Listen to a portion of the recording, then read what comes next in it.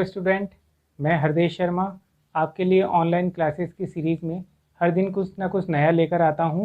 आज भी हम कुछ नया सीखेंगे, तो चलिए इस क्लास को स्टार्ट करते हैं। आज के वीडियो में हम सीखेंगे कि तलपट में अशुद्धियों का संशोधन किस प्रकार किया जाता है। तलपट में संशोधन के संदर्भ में अशुद्धियों को मुख्य रूप से दो श्रेणियों में वर्गीकृत किया गया है। पहला है अशुद्धियाँ जो तलपट को प्रभावित नहीं करती है, और दूसरा है कि ऐसी अशुद्धियाँ जो तलपट को प्रभावित करती है। तो आपको यहाँ ध्यान रखना है, नहीं करती है और प्रभावित करती है, दो प्रकार की श्रेणियों में अशुद्धियों को विभाजित किया जाता है।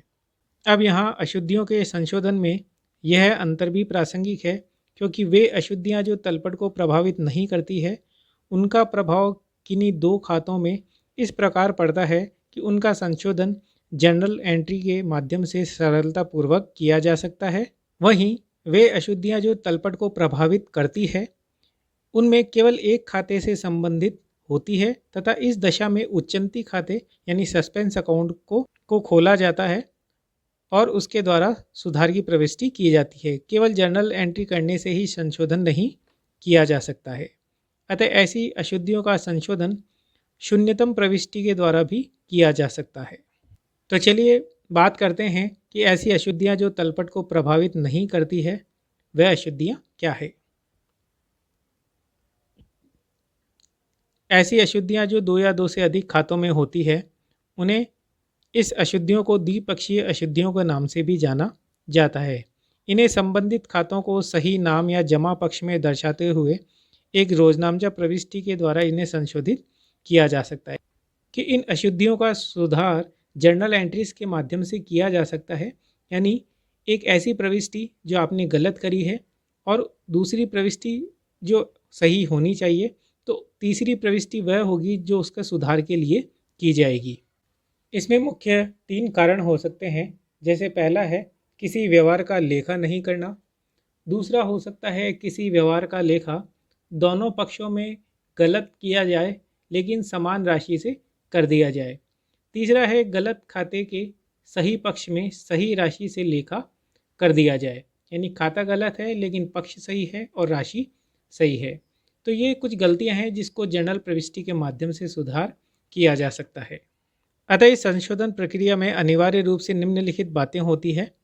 पहला है हमारे लिए विपरीत प्रविष्टि द्वारा गलत नाम या जमा के प्रभाव को निरस्त करना।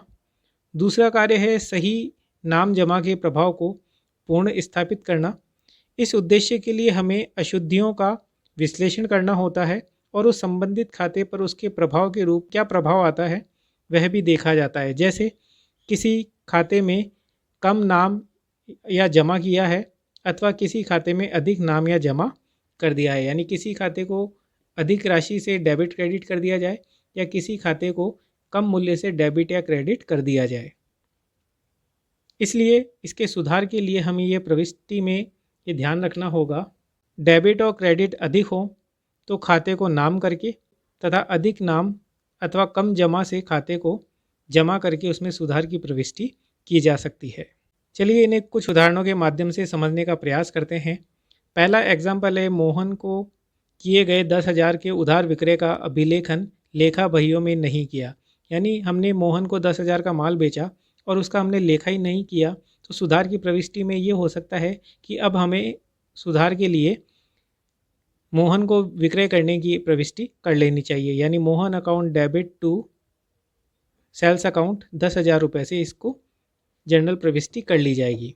दूसरा उदाहरण है, मोहन को की गई 10,000 के उधार विक्रय का अभिलेखन हमने 1,000 रुपये से कर दिया, यानी यहाँ पे जो 10,000 रुपये की प्रविष्टि लिखनी थी उसकी जगह हमने यहाँ पे 1,000 रुपये ही लिखे हैं। अब हमने जो प्रविष्टि गलत करी है वो है Mohan account debit to sales account 1,000 रुपये, जबकि वास्तव में हमें प्रविष्टि करनी थी मोहन अकाउंट डेबिट 10,000 रुपये टू सेल्स अकाउंट 10,000 रुपये से। तो आप यहाँ देखेंगे एंट्री हमने करी 1,000 रुपये से लेकिन करनी थी 10,000 से, तो यहाँ पे जो अंतर आ रहा है वह अंतर है 9,000 रुपये का, यानी 9,000 रुपये का अभी भी डिफरेंस इसके अंदर आ रहा है। लेकिन यहाँ पे प्रविष्टि तो सही लिखी है लेकिन अंतर 9,000 का है। इसलिए अब हमें प्रविष्टि करनी है वह होगी Mohan account debit to sales account 9,000 रुपये, क्योंकि 10,000 में से 1,000 तो हमने पहले ही लिख दिए थे। अब बचे हुए 9,000 रुपये हम लिख देंगे तो हमारी प्रविष्टि सही हो जाएगी कि हमने मोहन को 10,000 का माल विक्रय किया। अब हम बात करेंगे कि तलपट को प्रभावित करने वाली अशुद्धियाँ कौन कौन सी है। पहले हमने देखा था तलपट को प्रभावित नहीं करने वाली अशुद्धियाँ। अब हम सीखेंगे तलपट को प्रभावित करने वाली अशुद्धियाँ कौन सी होती हैं।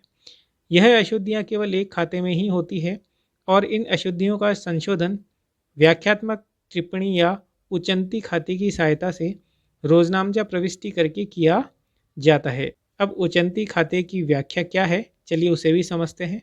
बात करते हैं उचंती खाता, जिसे हम इंग्लिश में सस्पेंस अकाउंट भी कहते हैं। एक पक्षीय अशुद्धियों के विद्यमान होने के कारण यदि तलपट का मिलान नहीं होता है तो लेखाकार लेखांकन प्रक्रिया आगे बढ़ाने के लिए और तलपट का मिलान करने के लिए उस अंतर की राशि को तलपट के कमी वाले पक्ष में उचंती खाते के नाम से लिख देता है।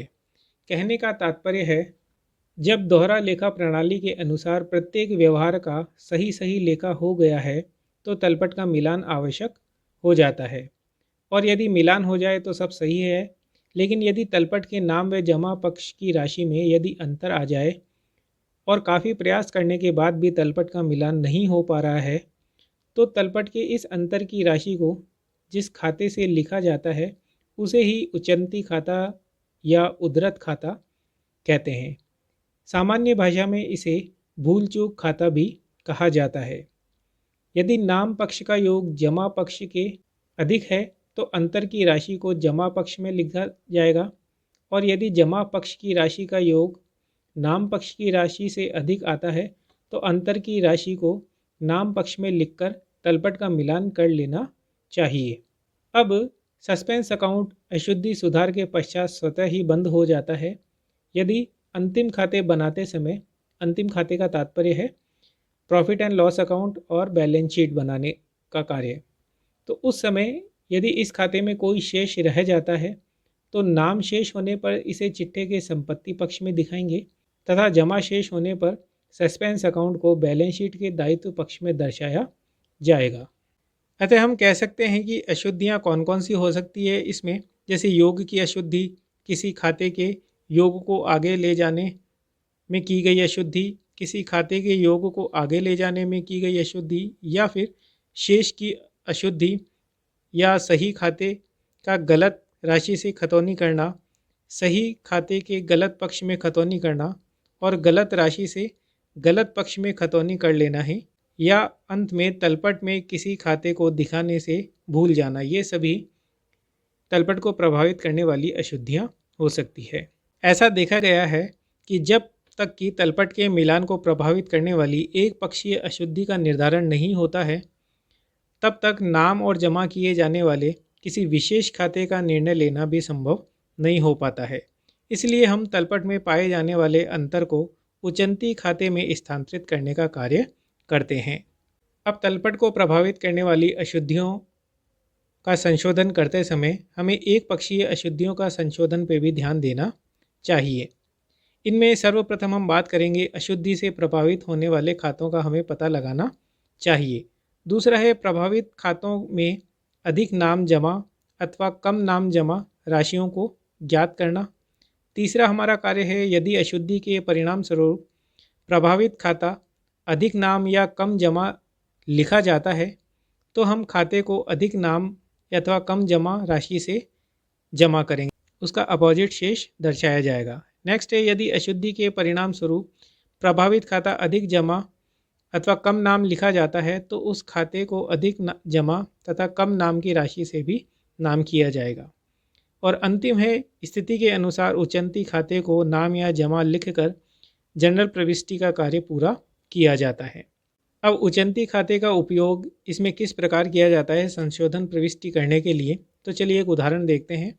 मोहन को की गई 10,000 रुपये की खतौनी उसके खाते में नहीं की गई, यानी माल जो विक्रय किया उसका लेखा हमने नहीं किया है।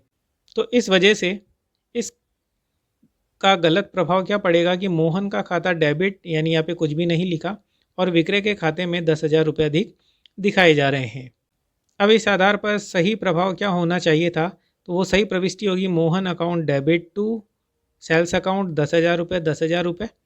अब हमने यहाँ पर संशोधित प्रविष्टि क्या करेंगे, यानी पहली वाली प्रविष्टि में मोहन के खाते में कुछ नहीं लिखा था, लेकिन विक्रय के खाते में 10,000 रुपये थे, और सही प्रविष्टि में दोनों ही खातों के पक्षों में डेबिट और क्रेडिट में 10,000 रुपये दिखाए जाने चाहिए थे।